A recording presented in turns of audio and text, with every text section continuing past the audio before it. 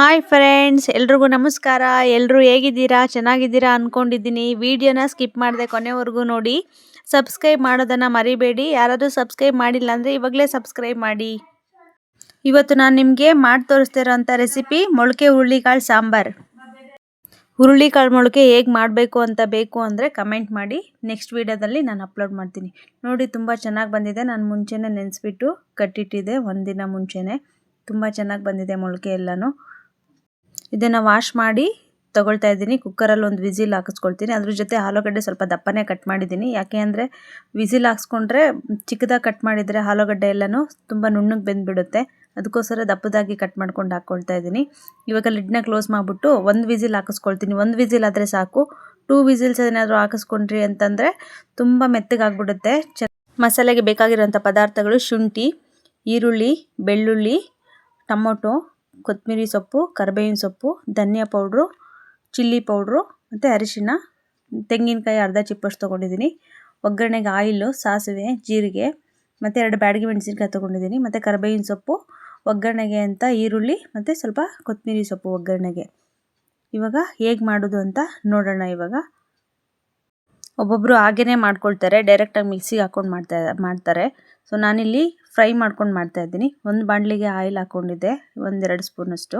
ಇವಾಗ ಅದಕ್ಕಾದಮೇಲೆ ಒಂದು ಗಡ್ಡೆಯಷ್ಟು ಬೆಳ್ಳುಳ್ಳಿ ತೊಗೊಂಡಿದ್ದೆ, ಅದನ್ನು ಹಾಕ್ಕೊಂಡು ಫ್ರೈ ಮಾಡ್ಕೊಳ್ತಾ ಇದ್ದೀನಿ, ಬಿಡಿಸ್ಕೊಂಡು ಇಟ್ಕೊಂಡಿರೋದು.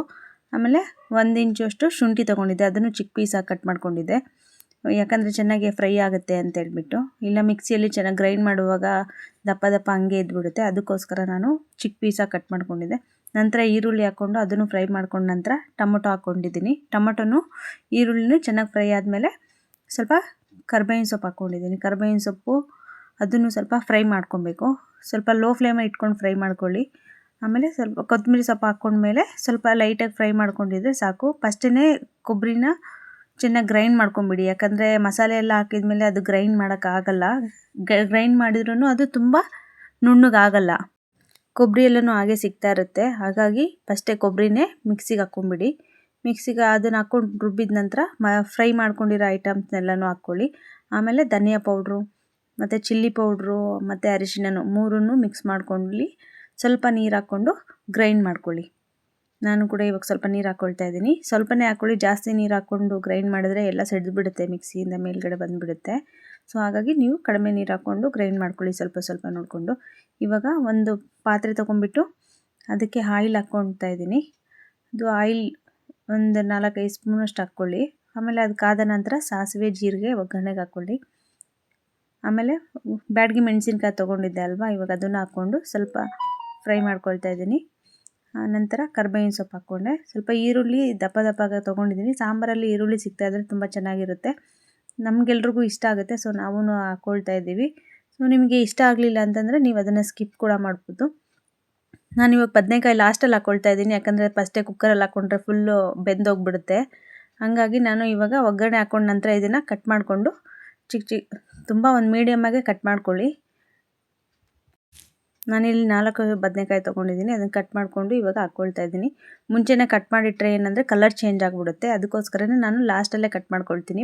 ಇನ್ನೇನು ಹಾಕಬೇಕು ಅನ್ನೋ ಟೈಮಲ್ಲಿ ಕಟ್ ಮಾಡ್ಕೊಳ್ತೀನಿ. ಇವಾಗ ಸ್ವಲ್ಪ ಉಪ್ಪನ್ನು ಸೇರಿಸ್ಕೊತಾ ಇದ್ದೀನಿ. ಸೊ ನಾನಿಲ್ಲಿ ಕಲ್ಲುಪ್ಪು ಯೂಸ್ ಮಾಡ್ತಾಯಿದ್ದೀನಿ. ನೀವು ಯಾವುದಾದ್ರೂ ಉಪ್ಪು ಯೂಸ್ ಮಾಡಿ. ನಿಮಗೆ ರುಚಿಗೆ ಎಷ್ಟು ಬೇಕಾಗುತ್ತೋ ಅಷ್ಟು ನೋಡ್ಕೊಂಡು ಹಾಕ್ಕೊಳ್ಳಿ. ನಾನಿಲ್ಲಿ ಇವಾಗ ರುಬ್ಬಿರೋ ಅಂಥ ಮಸಾಲೆನ ಹಾಕ್ಕೊಂಬಿಟ್ಟು ಸ್ವಲ್ಪ ಫ್ರೈ ಮಾಡ್ಕೊಳ್ತೀನಿ. ಅದು ಸ್ವಲ್ಪ ಏನಾದರೂ ಸ್ಮೆಲ್ ಥರ ಏನಾದರೂ ಇದ್ದರೆ ಎಲ್ಲ ಚೆನ್ನಾಗಿ ಇದಾಗುತ್ತೆ. ಚೆನ್ನಾಗಿ ಮಸಾಲೆ ಕಾದಷ್ಟು ಟೇಸ್ಟ್ ಕೂಡ ತುಂಬ ಚೆನ್ನಾಗಿರುತ್ತೆ. ಆಮೇಲೆ ಮಿಕ್ಕಿರೋದು ಹಾಕಿಕೊಂಡೆ ಮಸಾಲೆ ಎಲ್ಲ ಹಾಕ್ಕೊಂಡಾದ್ಮೇಲೆ ಅದರಲ್ಲಿ ಮಿಕ್ಕಿರೋ ಅಂಥ ನೀರಿಗೆ ಸ್ವಲ್ಪ ಶೇಕ್ ಮಾಡ್ಕೊಂಡು ಹಾಕ್ಕೊಳ್ಳಿ, ಚೆನ್ನಾಗಿರುತ್ತೆ. ಇವಾಗ ಮಸಾಲೆ ಕುದೀತಾ ಇರೋ ಟೈಮಲ್ಲಿ ಬೇಯಿಸ್ಕೊಂಡಿರೋ ಅಂಥ ಹುರುಳಿಕಾಳು ಮೊಳಕೆ ಬಂದಿರೋದು ಮತ್ತು ಅದ್ರ ಜೊತೆ ಆಲೂಗಡ್ಡೆನೂ ಬೇಯಿಸ್ಕೊಂಡಿದ್ದಲ್ವ, 2 ಸೇರಿಸ್ಬಿಟ್ಟು ಮಿಕ್ಸ್ ಮಾಡ್ಕೊಳ್ತಾ ಇದ್ದೀನಿ. ಮಿಕ್ಸ್ ಮಾಡಿಕೊಂಡು 3 to 5 ಮಿನಿಟ್ಸ್ ಕಾಯಿಸ್ಕೊಳ್ಳಿ ಸಾಕು. ಜಾಸ್ತಿ ಕಾಯಿಸ್ಕೊಳ್ಳೋ ಅವಶ್ಯಕತೆ ಇಲ್ಲ. ಎಲ್ಲ ಫ್ರೈ ಮಾಡಿ ಹಾಕ್ಕೊಂಡಿರೋದ್ರಿಂದ ಅಷ್ಟು ಕಾಯಿಸ್ಕೊಂಡ್ರೆ ಸಾಕು. ಸ್ಕಿಪ್ ಮಾಡದೆ ಕೊನೆವರೆಗೂ ವಿಡಿಯೋ ನೋಡಿದ್ದಕ್ಕೆ ಎಲ್ರಿಗೂ ಧನ್ಯವಾದಗಳು. ಲೈಕ್ ಮಾಡಿ, ಶೇರ್ ಮಾಡಿ, ಕಮೆಂಟ್ ಮಾಡಿ, ಹಾಗೆ ಸಬ್ಸ್ಕ್ರೈಬ್ ಮಾಡೋದನ್ನು ಮರಿಬೇಡಿ. Thanks for watching.